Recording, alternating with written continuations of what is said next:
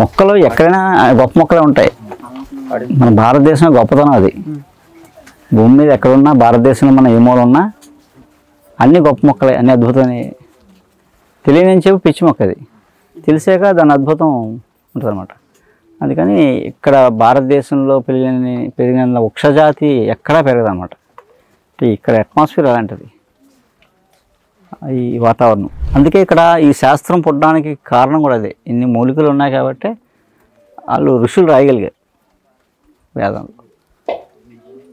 అంటే ఇది ఋషులు ఇచ్చిన విజ్ఞానం, ఋషి సంపద. వాళ్ళేమీ స్వార్థం కోసం పనిచేయలేదు, నెక్స్ట్ తరం కోసం సాక్రిఫైస్. అంటే గోచులు పెట్టుకుని పెళ్ళిళ్ళు చేసుకోకుండా అంతేనా. అందరూ చరకుడు సుశ్రుతులు అందరూ ఏం ఫ్యామిలీస్ ఏమి ఉండవు. అంటే నెక్స్ట్ తరానికి ఏదో చేయాలని మొత్తం జీవితాన్ని ధారపోసారు. పోసి ఇచ్చిన విజ్ఞానంలో మనం 9.9% పోయింది, మర్చిపోయాం. ఇప్పుడు ఒక 1% అన్నా మనం పట్టుకుంటే, ఇప్పుడు నేను చెప్పినంత 1%. ఆ 1%కే మనం ఏదో ఆహా అనుకుంటున్నాం. ఏం లేదు, జీరో అందరికీ. కానీ ఏంటంటే ఇది మనకి తెలియని విద్య కాదు. ఇండియన్ హ్యూమన్ డిఎన్ఏలోనే డాక్టర్ ఉన్నాడు, అర్థమైందా?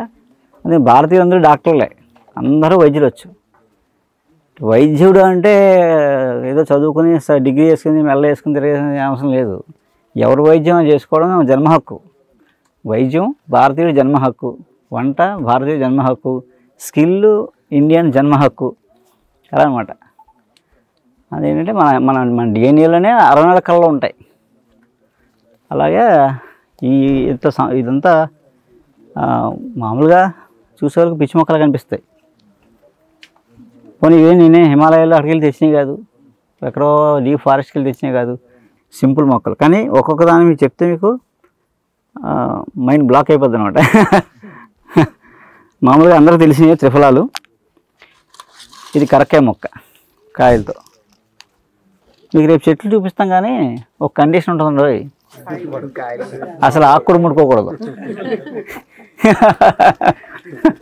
మీ కాయలు కావాలంటే మేము ఎత్తాం, ఎండిపోయిన కాయలు బోళ్ళు ఉన్నాయి మా దగ్గర, బస్తాలు ఎత్తాం, అందరికీ తలకాయ ఎత్తాం, పట్టుకెళ్ళండి. కానీ చెట్టు కాయలు కొయ్యకండి.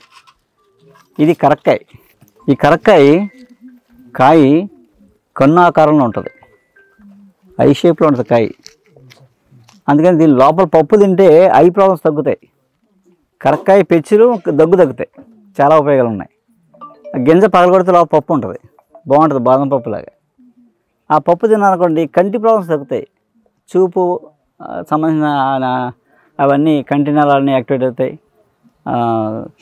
చూపు సంబంధించిన ప్రాబ్లమ్స్ రాకుండా ఉంటాయి అన్నమాట. అది ఆ ఫుడ్.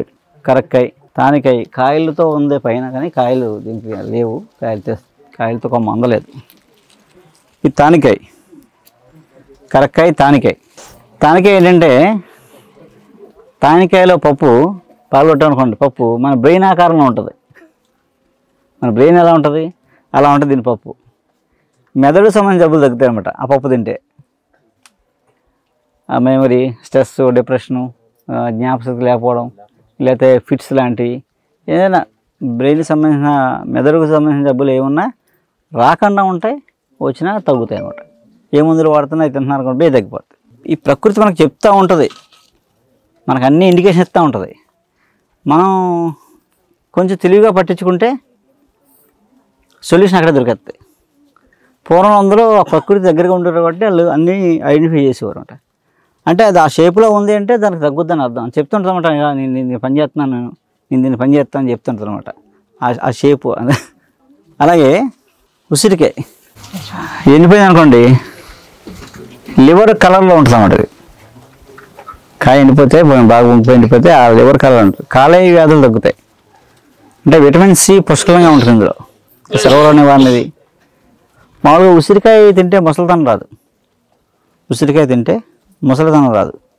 అది అలాగే తరగతి చెప్తాను మీకు. అంటే ఎలా చేసుకుంటే తింటే రాదో చెప్తాను అనమాట. రాదనగానే ఉసిరికాయ తిననుకోండి ఉన్నది పోద్ది, దానికి ఒక ప్రొసీజర్ ఉంటుంది. ఆ ప్రొసీజరే ఆ కీలకం ఉంటాయి. అది ఒకసారి నేర్చుకుందాం అనుకోండి ఇంక మన మైండ్లో ఎప్పటికీ పోదు. పుస్తకాలు రాసిన ఉండదు, మస్తకంలో ఉండాలి. పుస్తకాల్లో రాసిన ఇప్పుడు మనం పుస్తకాల్లో అలా చదువుకుంటూ ఉండాలి. అంటే ఇంట్రెస్ట్ ఉంది, మస్తకంలో వెళ్ళిపోద్ది, పుస్తకం అక్కర్లేదు.